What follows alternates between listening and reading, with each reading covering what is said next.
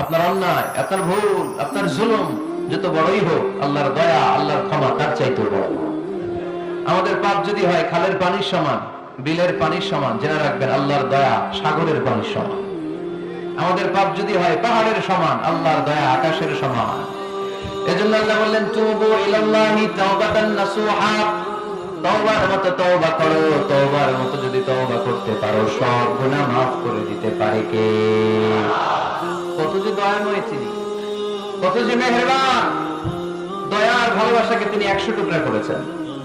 এক টুকরা আমাদের সবার মাঝে ভাগ করে দিয়েছেন, 99 টুকরা উনি নিজের মধ্যে রেখে দিয়েছেন। দেখেন আমাদের এক টুকরার ভালোবাসার নমুনা পৃথিবীব্যাপী আপনি খোঁজ করে দেখেন, কত ভালোবাসার ঘটনা। এক একজন যে কত লাভ স্টোরি জানে।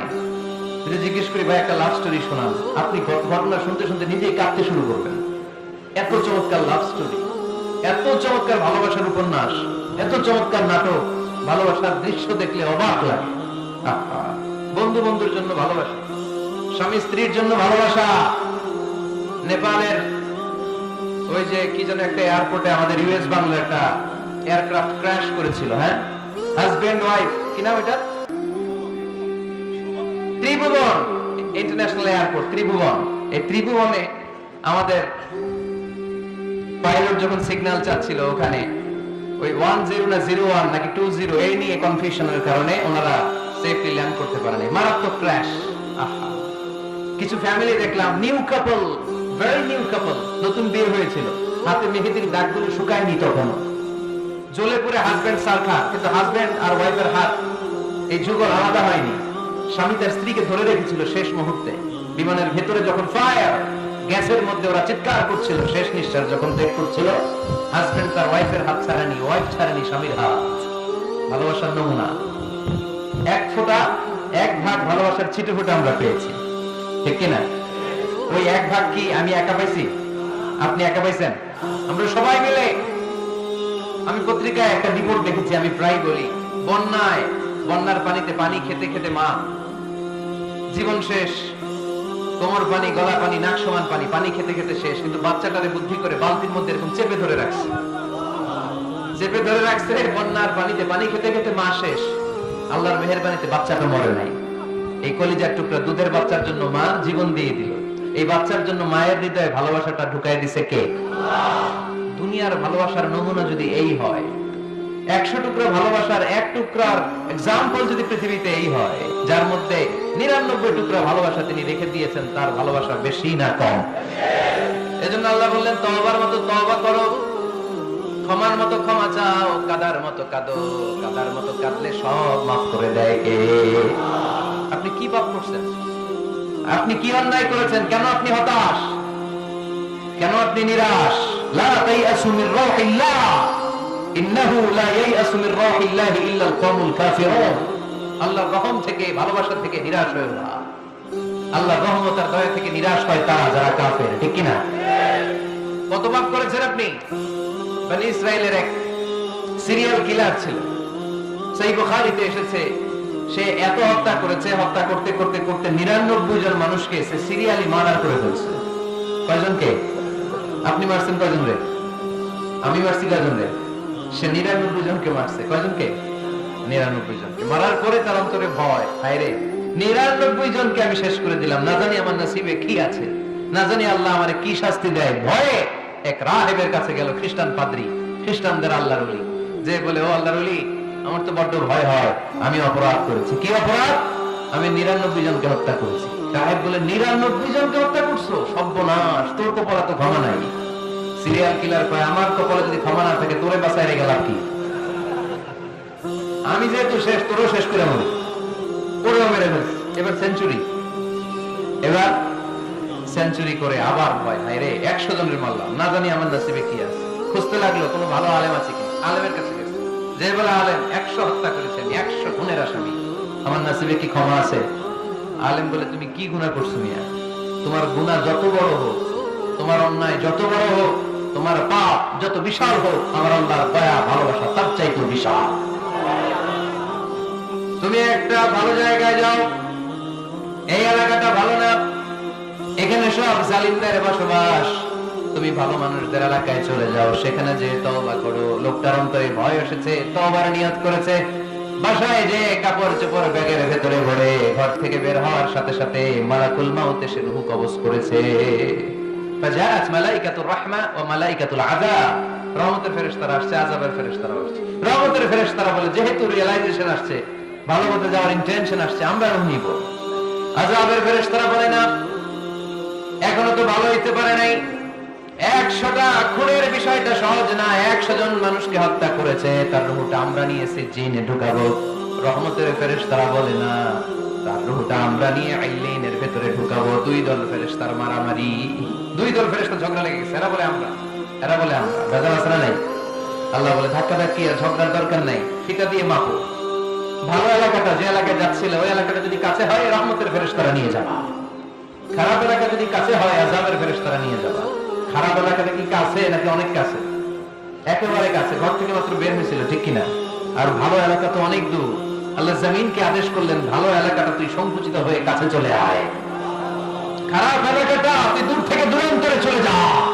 মেপে দেখা গেল যে খারাপ এলাকা অনেক দূরে, ভালো এলাকা একেবারে কাছে। রহমতের ফেরেশতারা তার রূহ নিয়ে জান্নাতে ঢুকিয়ে দিল। চিল্লায় পড়েন আল্লাহু আকবার। এজন্য তওবা যদি তওবার মতো করতে পারেন, চাওয়ার মতো যদি আল্লাহর কাছে চাওয়া যায়, সব গুনাহ মাফ করে দিবে কে? বিশ্বনবী বলেন, আমার আগের কোনো গুনাহ নাই, পরের কোনো গুনাহ নাই। লিয়াগফিরা লাকাল্লাহু মা তাকদ্দামা মিন যামবিকা ওয়া মা তাআখার। আল্লাহ বললেন, নবী আপনার কোনো গুনাহ নাই, আপনি মাসুম, নিষ্পাপ, নিষ্কলুষ, আপনার কোনো পাপ নাই, গুনাহ নাই, অন্যায় নাই। তারপরে বিশ্বনবী বলেন, ওয়াল্লাহি লা আস্তাগফিরুল্লাহ ওয়া আতুবু ফিল ইয়াউমি আকসার মিন 70 মাররা।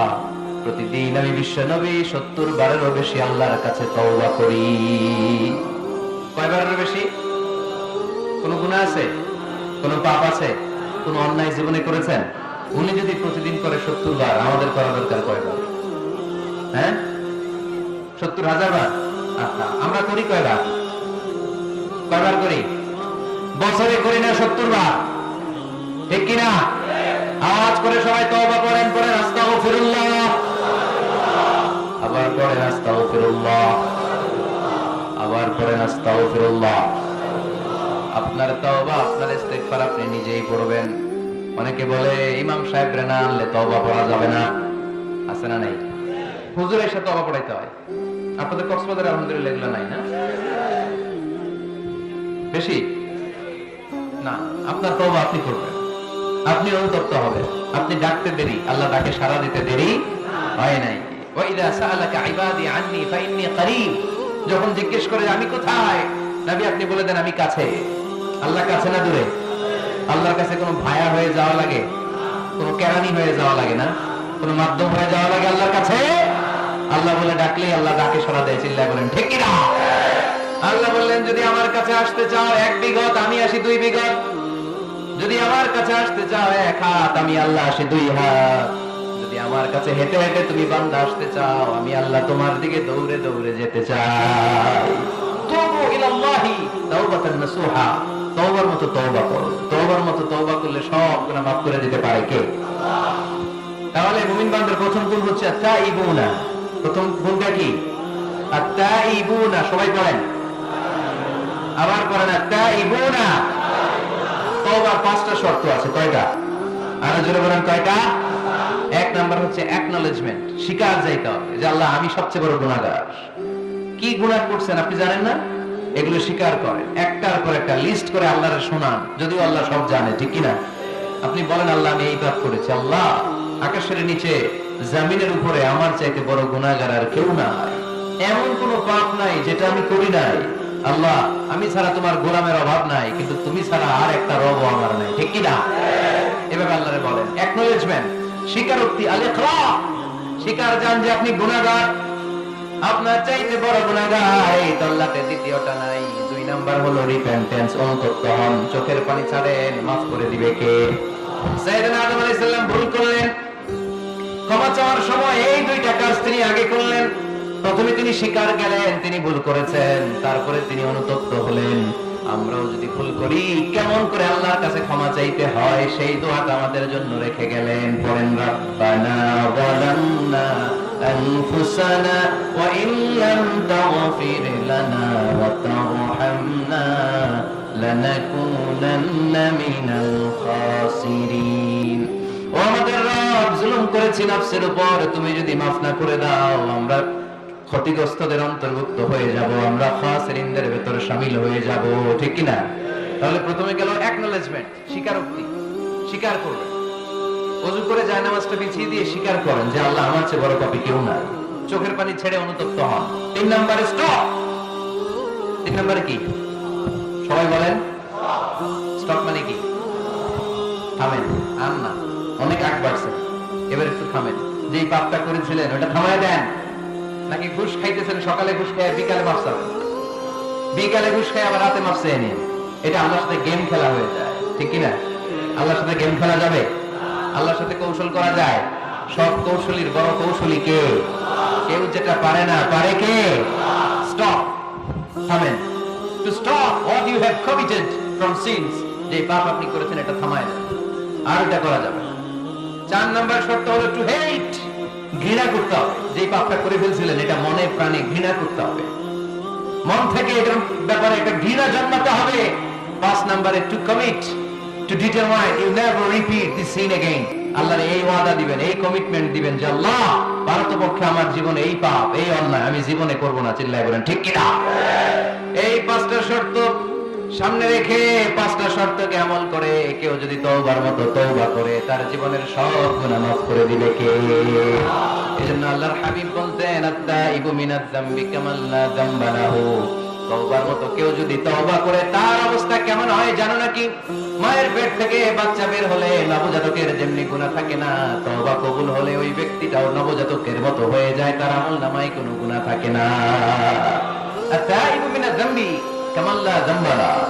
কেউ যদি তওবার মতো তওবা করে তখন তার অবস্থা এমন হয়ে যায় যে তার আমলনামায় আর কোনো গুনাহই থাকে না। চিল্লায় বলেন ঠিক কি না? তাহলে মুমিন বান্দার প্রথম গুণ হচ্ছে আত-তাইবুনা। আওয়াজ করে বলেন প্রথম গুণ কি? আরো জোরে বলেন প্রথম গুণ।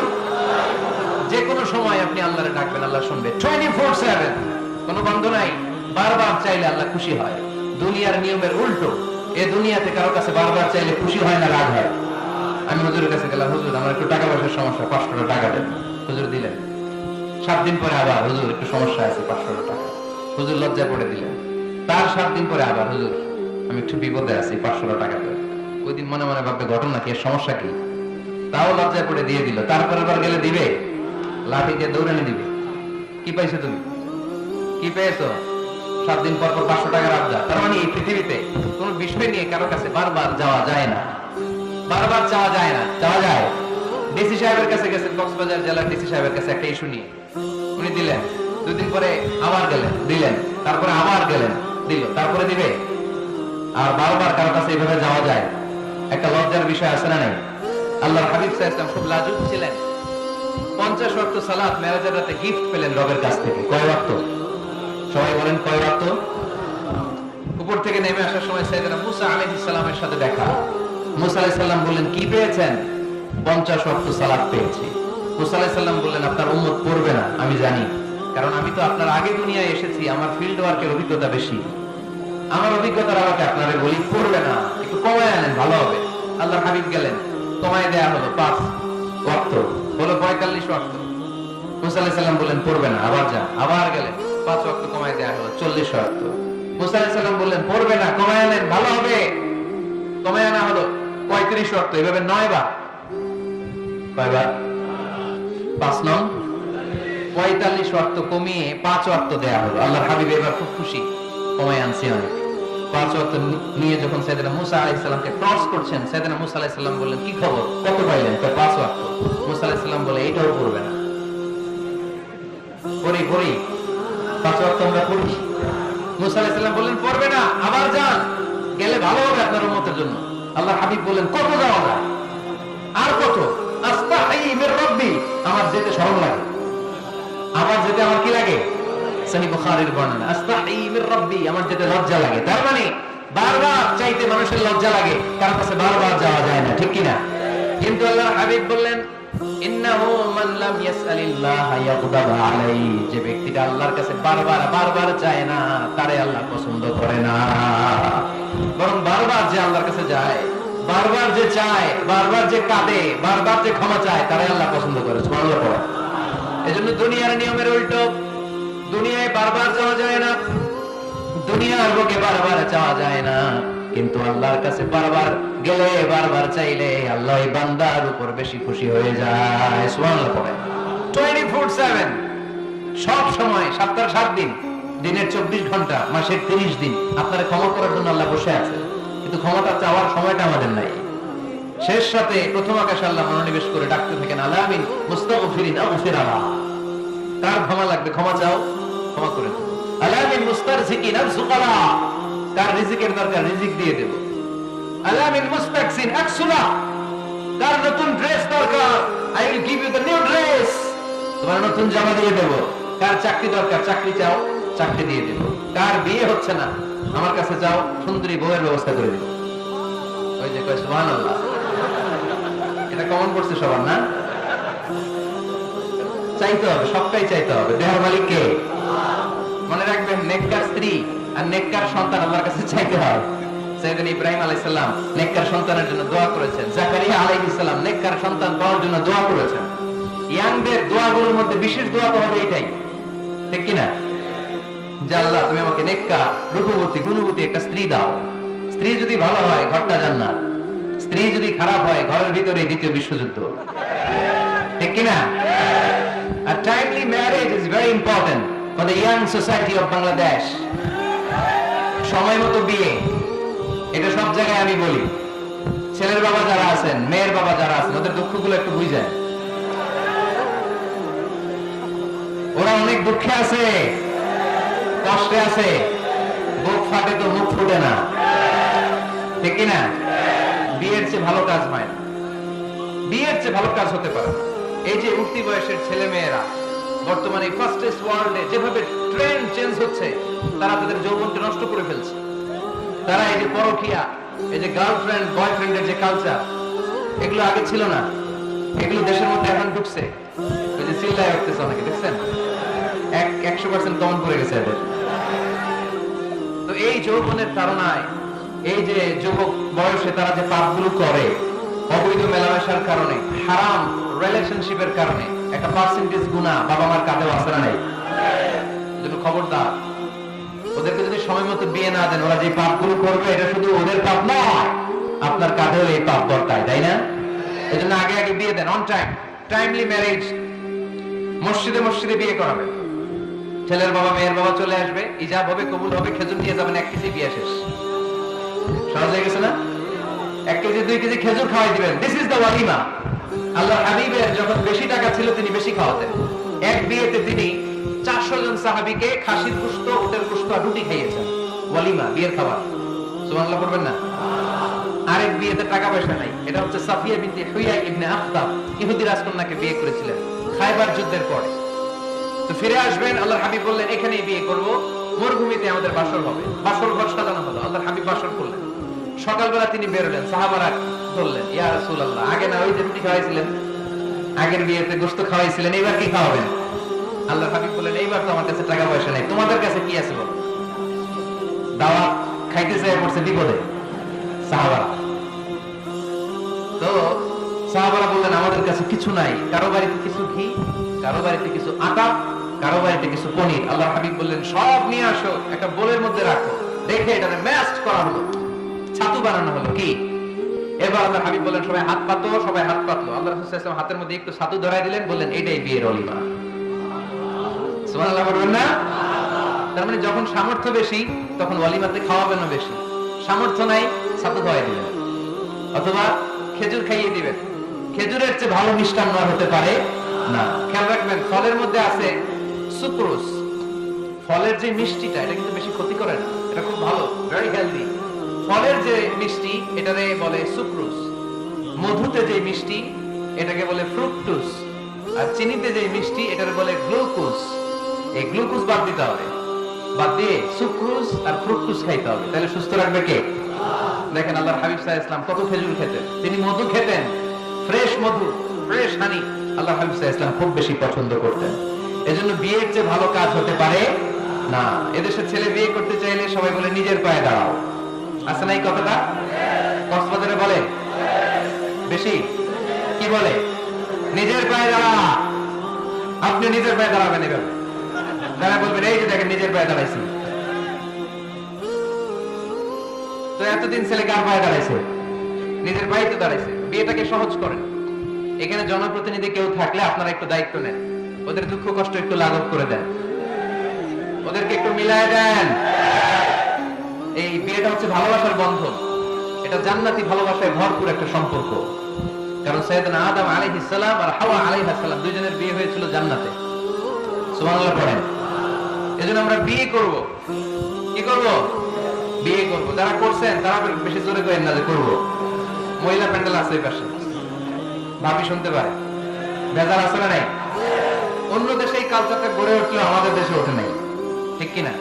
এদেশের মা বোনেরা ভালোবাসার ভাগ বসাইতে দেয় না কাউকে, একাই পুরো ভালোবাসা উনি রাখবে। তো যাই হোক, যারা করে ফেলছেন তো করে ফেলছেন, যারা করো নাই তারা বিয়ে করার ট্রাই করো। বিয়ে কখনো কারো সফলতা আটকে রাখে না। যত বড় বড় মনীষী বিজ্ঞানী খেয়াল করে দেখো আগে বিয়ে করছে। আমাদের স্বাধীনতার স্থপতি বঙ্গবন্ধু শেখ মুজিবুর রহমান খুব অল্প বয়সে বিয়ে করেছেন, ঠিক কিনা? কাজী নজরুল অল্প বয়সে বিয়ে করেছেন, মহাত্মা গান্ধী অল্প বয়সে বিয়ে করছেন। বিয়ে সফল হওয়াতে কি ওনাদের কোনো বাধা বা প্রতিবন্ধকতা তৈরি করছে? ওনারা তো সফল হয়েছে। সমস্যাটা যেখানে ওনারা বিয়ে করে সফল হয়েছে, আমরা সফল হয়ে তারপরে বিয়ে করতে চাই, ঠিক কিনা? এটাই বুঝতে চাই না যে সফল হওয়ার মাধ্যম হচ্ছে তাড়াতাড়ি বিয়ে করা। তাড়াতাড়ি বিয়ে করা, ইউগনিহিমুল্লাহ মিন ফাদলিহি। যারা বিয়ে করবে আল্লাহ নিজ দায়িত্বে তাদেরকে সম্পদশালী বানায় দিবে। এজন্য আন-নিকাহ মিন সুন্নতি ফামান রাগিবা আন সুন্নতি ফালাইসা মিন্নি। বিয়ে আমার সুন্নাত, আমার সুন্নাতকে যে ভালোবাসে না সে আমার ফলোয়ার হতে পারে না। এজন্য বাবা কারা কারা আছেন? ছেলের বাবা দেখে হাত তোলেন। ছেলের বাবা হাত তুলে বলেন, আল্লাহ আমার ছেলেকে সময় মতো বিয়ের পিড়িতে বসায় দিব ইনশাআল্লাহ। ছেলের বিয়েতে 1 টাকাও যৌতুক নিব না। আওয়াজ করে বলেন আমিন। হাত নামান। মেয়ের বাবা কারা আছেন দেখি? মেয়ের বাবা হাত তুলেন, আওয়াজ করে বলেন হে আল্লাহ। আরো জোরে বলেন হে আল্লাহ। আপনাদের ভালো লাগতেছে না এটা? বলেন আল্লাহ আমার মেয়েকে সময় মতো ভালো পাত্রের হাতে তুলে দিব, সময় মতো বিয়ের ব্যবস্থা করব, তুমি তৌফিক দাও। মেয়ের বিয়েতে 1 টাকাও যৌতুক দিব না। আওয়াজ করে পড়েন আমিন। হাত নামা। বিয়ে করো নাই কারা কারা? হাত তোলো। আওয়াজ করে বলো হে আল্লাহ সময় মতো বিয়ে করতে চাই, তুমি তৌফিক দাও। আওয়াজ করে বলো আল্লাহ হাত তুলে ওয়াদা করলাম আমার বিয়েতে 1 টাকাও যৌতুক নিব না। আমিন। আরো জোরে বলতে হবে আমিন। মাশাআল্লাহ। হাত নামাও, হাত নামাও। এই তো সবাই খুশি। ছেলের বাবাও খুশি, মেয়ের বাবাও খুশি, পাত্ররাও খুশি, মাইকের আওয়াজ শুনে ওইদিকে পাত্রীরাও খুশি। আলহামদুলিল্লাহ। কক্সবাজারের লোকজন খুশি হয়ে গেছে খুব। দেখছেন বিয়েটা যে ভালো জিনিস এটা তার প্রমাণ। বিয়ের কথা বললে আনন্দ আসে, মুখে হাসি আসে, প্রাণের মধ্যে উচ্ছ্বাস জাগে, ঠিক না? তাযাওয়াজু আল ওয়াদুদ আল ওয়ালুদ ফাইন্নী মুকাফিরুন বিকুম আল উমাম। সুন্দরী নারী দেখে, যে নারী বেশি সন্তান জন্ম দিতে পারে এরকম মেয়ে দেখে বিয়ে করো। বেশি সন্তান তোমরা নাও, কেননা আমার বেশি উম্মত হলে কিয়ামতের দিন আমি আমার উম্মতকে নিয়ে গর্ব করে দাঁড়িয়ে যাব। আল্লাহর হাবিব বলেন এই 1000 কোটি লোক আমার উম্মত। আল্লাহু আকবার। তাহলে বিয়েতে কোনো অকল্যাণ নাই। চেয়ারম্যান সাহেব যদি থাকেন, এমপি সাহেব যদি শুনে থাকেন, আপনি এই জন্য কথাবার্তা করেন, চুপচাপ করে বসে আছে। কি নাম ভাইয়ের? টিপু সুলতান। মাশাআল্লাহ। টিপু ভাই আপনি এই ব্যবস্থাটা নেবেন, আপনার দায়িত্বে, আপনার দায়িত্বে এই অভাগাগুলো রেখে গেলাম। ব্যবস্থা করে দিন, সহজ করে দিবেন, সহজ করে দিন। ছেলে যদি মেয়েকে পছন্দ করে মেয়ে যদি ছেলেকে পছন্দ করে, ছেলে যদি নামাজি হয়, মেয়ে যদি ভদ্র হয়, বাদ সাধবেন না, ঝামেলা করবেন না, বিয়ে দিয়ে দেন। কল্যাণ আছে না নাই? এজন্য বিয়েটাকে সহজ করবেন। যে সমাজে বিয়ে সহজ, ওই সমাজে জিনা কঠিন। যেই সমাজে জিনা সহজ, ওই সমাজে বিয়ে কঠিন। আমার দেশে জিনা করা সহজ না কঠিন? বিয়ে করা, বিয়ে করতে এই লাগে ওই লাগে, ব্যাংক ব্যালেন্স লাগে, ফ্ল্যাট লাগে, 10 লক্ষ টাকা মোহরানা লাগে। জিনা করতে কিচ্ছু লাগে না, তুমি আমি রাজি হইলে হয়ে যায়। ঠিক কিনা? এটাই বাস্তবতা, চরম বাস্তবতা। This is the real crisis of the young society of Bangladesh. এদেশের ইয়াং ছেলেরা এই ক্রাইসিসে আছে, ওদের কথা কেউ কইতে পারে না। এজন্য ওদের পক্ষ হয়ে আমি একটু বলি। বাবারা, ছেলের বাবারা, মেয়ের বাবারা, বিষয়টা একটু খেয়াল করবেন। আল্লাহ আমাদের সবাইকে কথাগুলো বুঝার, আমল করার তৌফিক দান করুন। এজন্য ভুল যদি হয়ে যায়, ক্ষমা চাইবে একজনের কাছে, তিনি কে? আল্লাহ বলেন, যখনই ক্ষমা চাইবা তখনই আমি ক্ষমার জন্য রাজি। শুধু দুইটা সময় মানুষের ক্ষমা আর তওবা কবুল করা হয় না। আওয়াজ করে বলতে হবে কয়টা? এক হলো বাদাল গরগরা, যখন গরগরানি শুরু হয়ে যায়। একজন মানুষের হায়াত যখন ফুরিয়ে যায়, মালাকুল মাউত তখন তার রূহ ধরে টান মারে, তার গলায় গরগর গরগর শব্দ হয়। তখন যদি আল্লাহর কাছে সে তওবা করে, ওই তওবা কবুল হবে না। সময় তো শেষ, দা গেম ইজ ফাইনাল, শেষ। আপনি মালাকুল মাউতকে দেখে ফেলছেন, আলামুল বারজাখ দেখতে